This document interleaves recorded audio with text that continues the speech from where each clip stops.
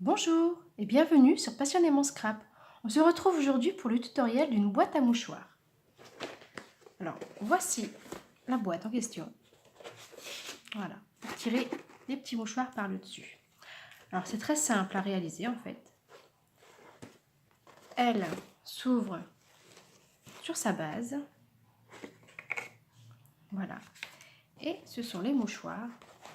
Alors, c'est pour les standards, les boîtes standards. Ça peut être une boîte carrée ou comme ici, des mouchoirs dans une boîte rectangle. C'est adapté pour toute taille de boîte. Alors, soit vous ouvrez votre boîte, vous y glissez vos mouchoirs à l'intérieur. Vous en ressortir un petit peu.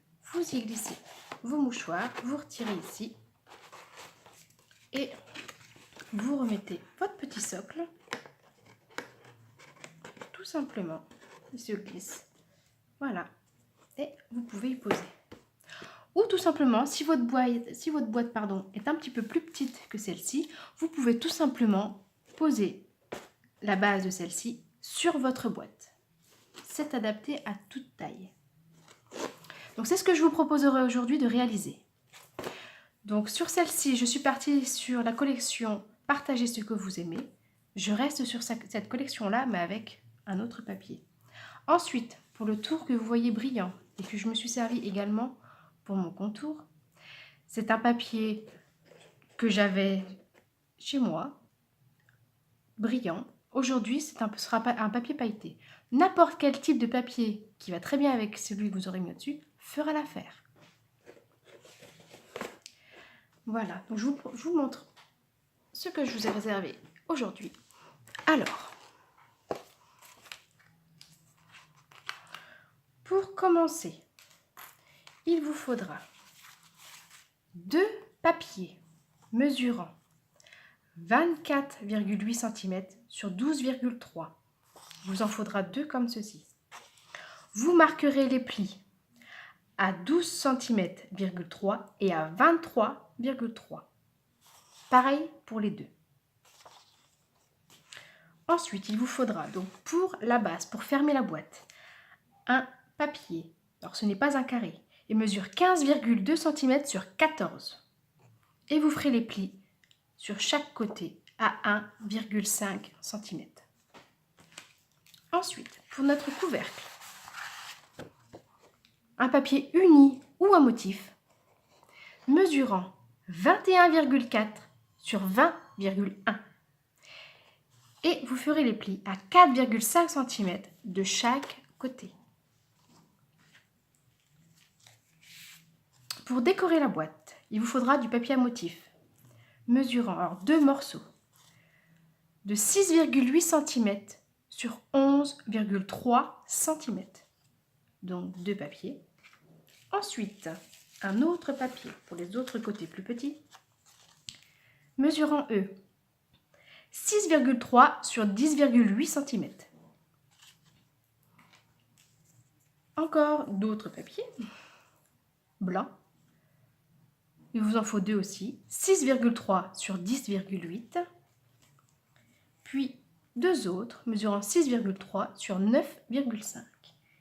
Et pour faire la bordure colorée, brillant que moi j'avais mis, là j'ai choisi du papier pailleté qui va très bien avec mon papier choisi, mesurant 1,5. Sur celui-ci, je n'ai pas mesuré la longueur, j'ai juste mis la largeur, il fait un peu plus de 29,5.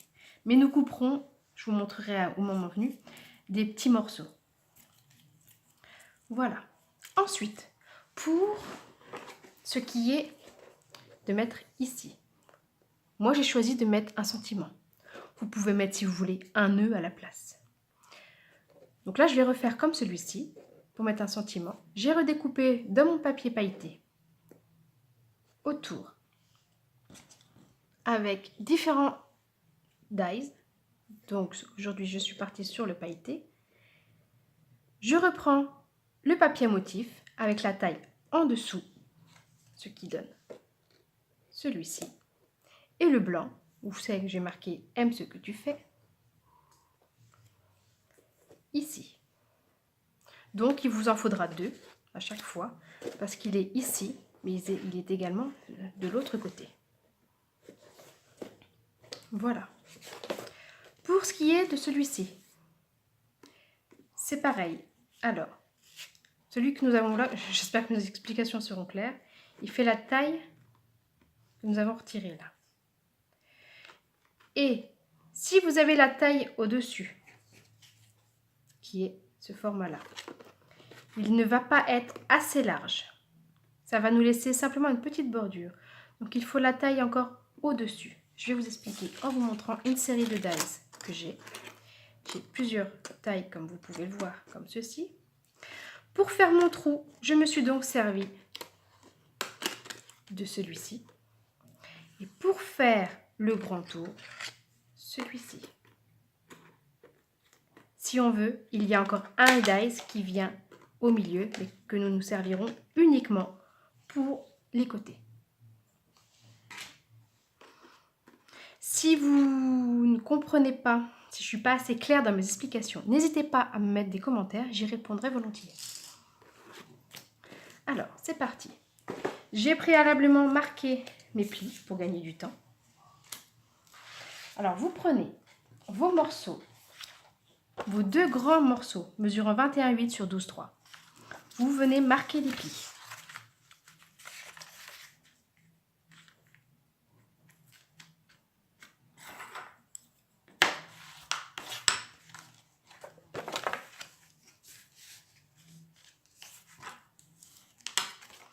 Pareil sur le deuxième.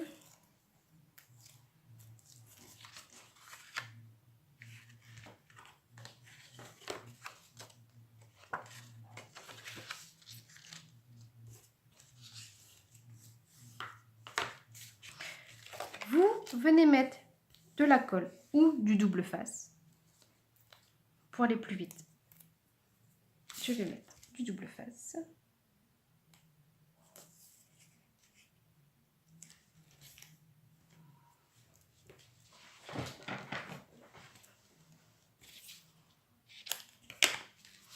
Sur les deux morceaux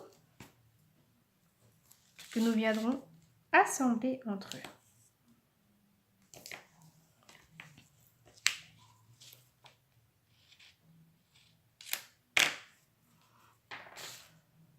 Je retire le petit papier. Je viens en faisant attention de ne pas être au-dessus de la ligne de pli et en étant bien droite.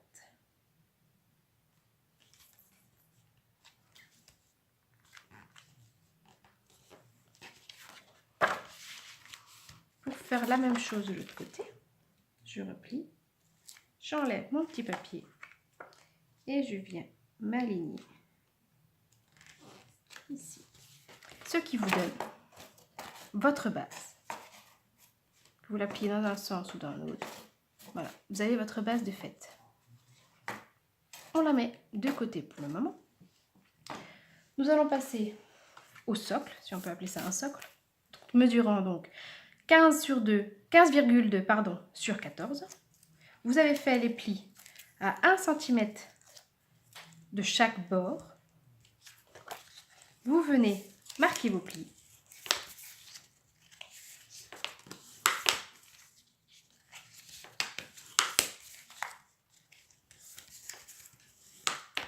Nous allons donc couper et coller nos coins pour ne pas que ça fasse trop épais d'un côté. Je vais venir couper celui-ci. Je fais toujours un biseau pour que ça aille bien. Mais au lieu de venir couper celui du même côté, je tourne d'un quart et je viens couper celui-ci. Je retourne d'un quart et je fais le suivant. Encore un quart. Voilà. Je viens donc coller mes languettes.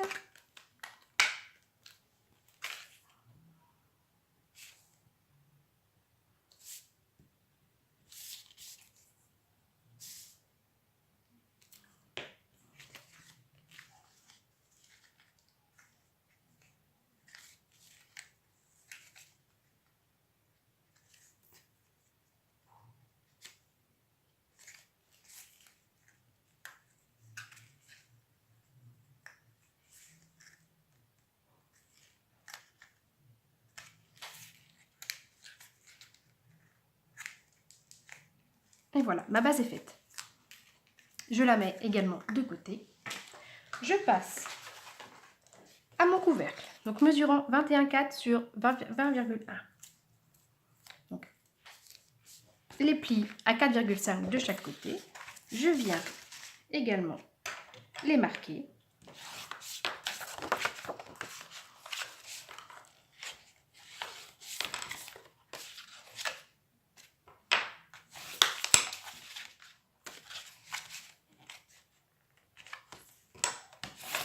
Voilà. Et maintenant, avant de coller mon couvercle, je vais venir faire mon trou pour que mon mouchoir puisse sortir. Vous voyez, ici. Il va falloir que je vienne couper à l'aide de mes dies que j'ai mis. Si je les retrouvais, ça serait bien. Voilà, ils sont ici. Alors, comme je vous ai dit, vous prenez dans le sens, on va plier de côté. Voilà, dans le sens le plus long, selon la forme de vos dies.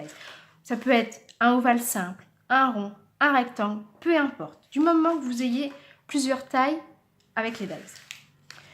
Vous allez venir voir où vous allez le mettre pour faire votre trou. Mais, puisque votre papier étant grand, ne passe pas dans la Big Shot si vous avez comme moi le petit modèle. Le format A5. Pas la plus. Donc, ce que je vais faire, c'est que je vais couper. Et là, je suis en train de vous dire une bêtise, il n'y a pas besoin du grand. Il n'y a besoin que de celui intermédiaire. Le grand, voilà. Je reviens tout de suite avant de vous dire des bêtises. Le grand, je m'en suis servi pour justement faire ma décoration que je vais venir mettre autour. Donc, sur votre papier, ici, donc à paillettes, j'ai pris le grand et j'ai pris celui que je vais me servir pour le trou de la boîte sur ce papier ici. Et j'ai coupé comme ceci. Donc, pour avoir la même grosseur, je reprends celui du milieu. Je vois à peu près où je veux poser. J'essaie de centrer quand même par rapport à mes plis. À peu près ici. Je viens fixer avec du washi ou du papier dans le même genre. Je viens fixer mon dies. Et je viens le couper à l'envers. Parce que si je le coupe dans l'autre sens, en fermant pour que ça puisse passer, je vais couper mon papier. Mais les plis ne se verront pas, enfin les marques ne se verront pas. Étant donné que je vais cacher le tout. Je prends mon sandwich.